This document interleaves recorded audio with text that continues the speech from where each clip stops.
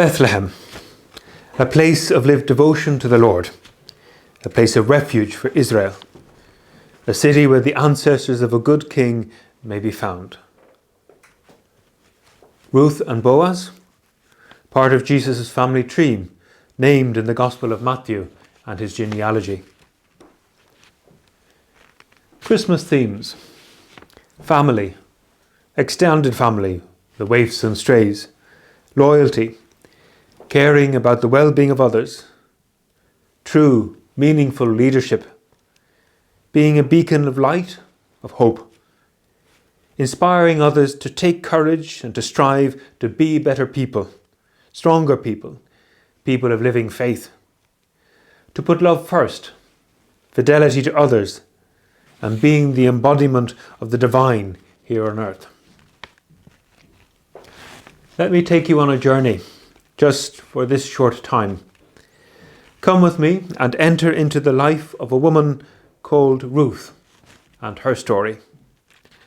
Allow her story and her actions to inspire you, enlighten you, and to rediscover, to reimagine what it means to be a child of God, to be the people of God. Let Ruth into your heart. She has so much to teach, and especially to celebrate the birth of the Saviour of the world, the Son of God. So just press pause, listen, meditate, ponder on this wonderful sacred time when we relive, we retell the moment when the divine takes on human flesh and reveals to us the true nature of God and what the divine stands for. And let Ruth help you to get there. So let's start with Ruth telling her mother-in-law, Naomi, "Do not press me to leave you or to stop going with you. For where you go, I will go. Where you live, I will live. Your people will be my people, and your God will be my God. Where you die, I will die, and there will I be buried. May the Lord do so to me, and more also, if even death parts me from you." So who is this Ruth, and who is Naomi, her mother-in-law? In chapter 1 of Matthew's Gospel, the first 17 verses names Jesus' family tree, his genealogy.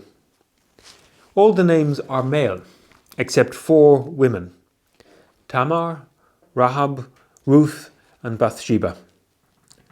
All 4 of these women are Gentiles, and thus begins the foreshadowing of the new period in salvation history, when non-Jews will be included into the people of God. Thus, our first clue, our first sign that things are not the same. They're changing. They're different with the birth of this child in Bethlehem. Israel is changing forever because the Holy One of Israel is being born. In a nutshell, the book of Ruth begins and ends in Bethlehem. It starts with Elimelech, Naomi, and their 2 sons. The family leave Bethlehem because of famine and settle in the country of Moab, despised by the Israelites. Elimelech and his 2 sons die, leaving their wives and their mother Naomi destitute. Ruth, one of the wives, refuses to leave Naomi, her mother-in-law. So Naomi and Ruth return to Bethlehem, and there Ruth takes care of Naomi, her mother-in-law, and ends up marrying Boaz. And the line of the descendants of David the king begins. But there is so much more going on in this short book of the Bible, only 4 chapters long. The book of Ruth comes after the book of Judges, which ends with the chosen people in disarray, fighting with itself and fighting with its neighbours. The book of Ruth is a book often thought to be the bridge of a new era, giving David legitimacy and a transition from the period of the Judges to the monarchy.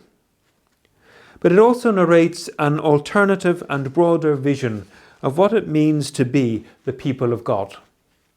It challenges the notion of Israel's electedness as something exclusive and restricted. Care and responsibility for one another is how the book of Ruth redefines what it means to be elected as God's people. The endangered family, through God's grace and providence, go on to bring forth a multitude of descendants and even royalty, King David. When Naomi and Ruth return to Bethlehem, they have nothing, and Ruth goes out to glean grain to provide for herself and Naomi. She does so in the fields belonging to Boaz, a wealthy relative. Boaz is concerned about Ruth and provides her with extra food. In Hebrew, Boaz means "in him is strength," and he lives up to his name. Through Boaz, the sacred author highlights Boaz's piety and chose again Bethlehem to be a place of lived devotion to the Lord, a place of refuge for Israel, a city where the ancestors of a good king may be found, David. In this story, Ruth falls into all three categories of the vulnerable in society. She's a resident alien, an immigrant. She is fatherless, without a family, and a widow with no husband. What is fundamental and critical here, and extremely striking, is the contrast between Boaz's admirable concern for the dignity and welfare of Ruth and the way women were sacrificed, abused, murdered, dismembered, and abducted in the book of Judges. In this way, the positioning of the book of Ruth, straight after the book of Judges, in the Bible, makes clear that the treatment of women in Judges was neither typical nor acceptable for that time, indeed any time, but was contrary to the spirit of the covenant. In Ruth, the sacred author clearly provides a model of prescriptive narrative for the relationship between men and women. But Boaz goes even further than merely protecting Ruth. He calls down divine blessing upon her for the covenant fidelity she has shown to Naomi. May the Lord repay you for what you have done, and may you be richly rewarded by the Lord, the God of Israel, under whose wings you have come for refuge. The book of Ruth demonstrates that during this anarchic period of Israel's history, there was one place where true piety towards the Lord continued to be practiced: Bethlehem. And out of this idyllic community, from a noble Israelite, Boaz, and a virtuous Gentile convert, Ruth, will arise David the king. The good king so strongly desired at the end of the book of Judges.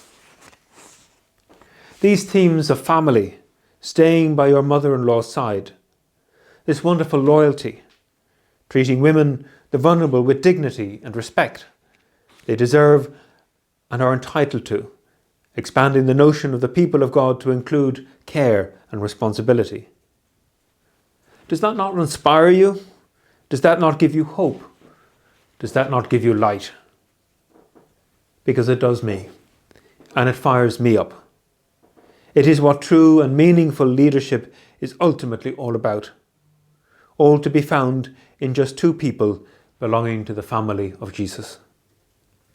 So let Ruth and Boaz inspire you, give you courage, not to be ashamed of truly celebrating this wonderful feast, the wonderful moment in time, Jesus Emmanuel, born into poverty and vulnerability, born of a woman to redeem us, to set us free, to be better people, stronger people, people of living faith, to put love first, fidelity to others, and being the embodiment of the divine here on earth. Do not press me, Ruth said to Naomi, to leave you, or to stop going with you. For where you go, I will go. Where you live, I will live. Your people will be my people, and your God will be my God. Where you die, I will die, and there will I be buried. May the Lord do so to me, and more also, even if death parts me from you.